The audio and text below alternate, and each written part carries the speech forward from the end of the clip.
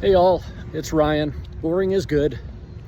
Out for a morning walk today, 3 miles this morning, on track to get my 20,000 steps, which is what I've been averaging in the last 30 days or so.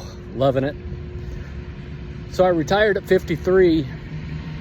Why did I decide to retire at 53? Well, number one, we're financially independent.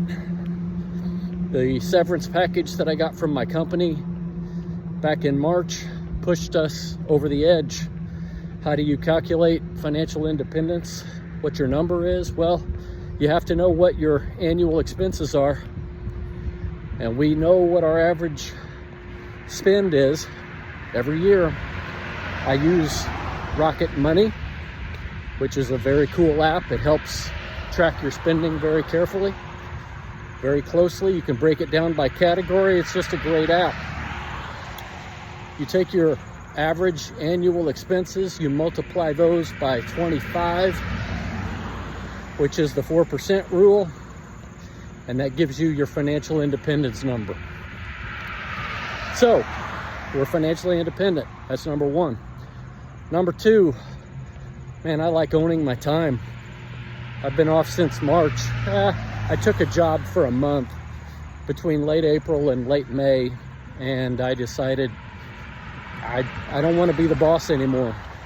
Really good people, small company here, locally owned, but they wanted me to be the boss, the general manager. And unfortunately, after a month, I decided I'm done being the boss, and I want to own my time. If I want to go out and take several walks throughout the day and go to the Planet Fitness, focus on my health. I've never eaten better, and I've never exercised more than what I have here in the past couple of months. So I'm owning my time, and I love that. But a huge thing that I want to talk about is longevity. I'm a healthy guy, and I focus on it, and I really try. But I don't have longevity on my side, especially the men on my side of the family do not live very long. I had one grandfather that lived to be 64. The other one died at 50. My dad died in his 30s, as did his brother, my uncle, and they both had a hereditary condition that contributed to that early demise. But then my mom's brother died in his late 50s or early 60s. That's it. So for 2 generations above me, you're talking about 64 being the oldest living member of my family. Men. And I say, I'm not going to go there, right? I'm going to do everything I can to live as long as possible, but I also understand some of this is beyond my control, and I'm 53, and if my oldest living grandfather died at 64, that gives me 11 years in retirement.